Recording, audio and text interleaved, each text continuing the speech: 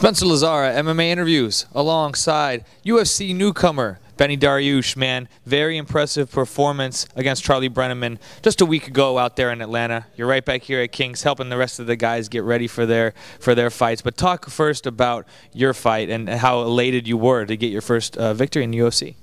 I was just happy to be there at first, but then when I got there, I was like, okay, this is my time now. Now I just got to show everybody, you know, how hard we work, and I deserve to be here. So I was ecstatic, man. Just getting there and getting that finish was really awesome. He was a late notice replacement, sort of. How did that change your Brian? I know you said in the cage afterward that it was similar in that he was a wrestler like the other opponent.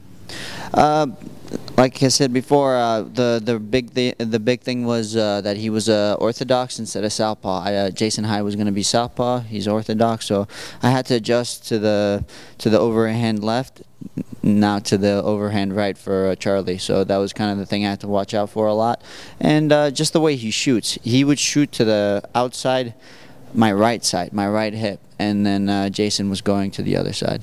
Seems like being a southpaw, you'd prefer going against an orthodox guy. It's what we see more. It's just right. Yeah, I think so. I prefer because that's. I think the ratio to, in general population is like 1 to 7. There for every 7 people, there's one left-handed and the rest are right-handed. So. Most of the time in training, I get orthodox guys. So getting a southpaw, it's not so bad because I have Rafa Dos Anjos, so I do have good southpaw partners. But yeah, you're right. I usually deal with orthodox guys.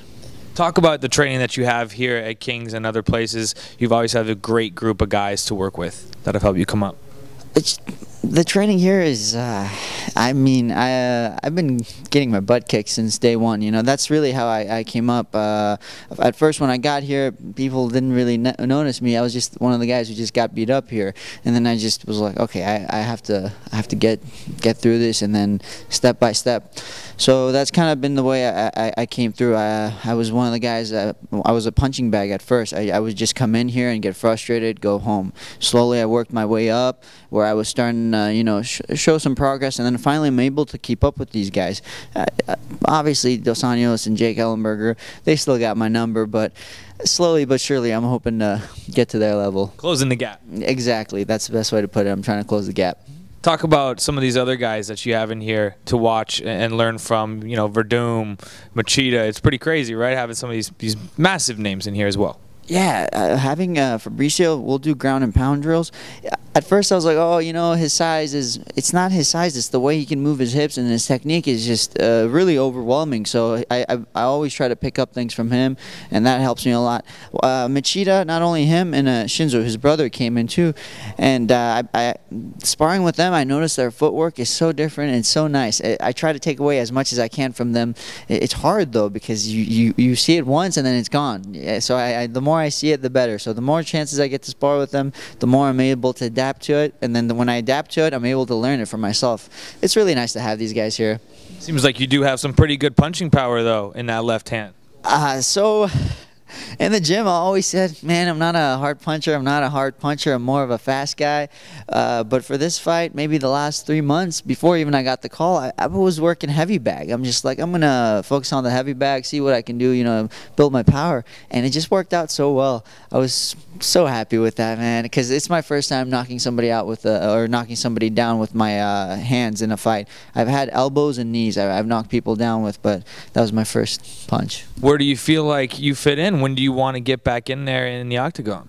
I'd like to get back as soon as possible. I don't have any injuries. I was back to training 2 days after the fight. You know, I've been training since. I'm a little heavy, but I can take care of that, no problem. So I'd like to get in as fast as they call me. How was the weight right now then? What are you at? What did you eat after the fight? So obviously I've had a lot of chocolate. I like chocolate. I ate a lot of Nutella. I had some pizza. Yeah, I had some deep dish. It's a Chicago-style pizza. Man, you name it, I've been eating. A lot of home food, a lot of kebabs, a lot of rice. So I've been killing it. Right on, man. Well, tell the people where to follow you. We need to get you some more followers as you progress in your career here. My Instagram and Twitter both are the same, just Beneil Dariush, you know, and then my Facebook, same thing. It's really easy to find. If you can spell my name, you can figure it out.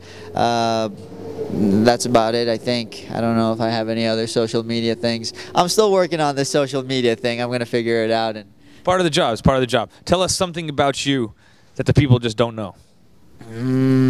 I started training when I was 18. Most people think I started earlier. So I'm 24 now, so it's been 6 years. It's pretty impressive. 6 years already in the UFC. Yeah, you know, mindset is, you know, everybody's ahead of me. I need to train 3 times as hard as they do. So that's always been my mindset. And I still is, because there's still guys better than me, still ahead of me. So I want to catch up and I want to pass them. Because it's not just about closing the gap. It's about being at the top and staying there. Right on. Anybody that jumps out for your next fight? I just want to fight, man. I don't really have any problems with anybody in the UFC. Obviously, you want a top 10 guy, but I don't know if I deserve a top 10 guy. I had 1 fight in the UFC.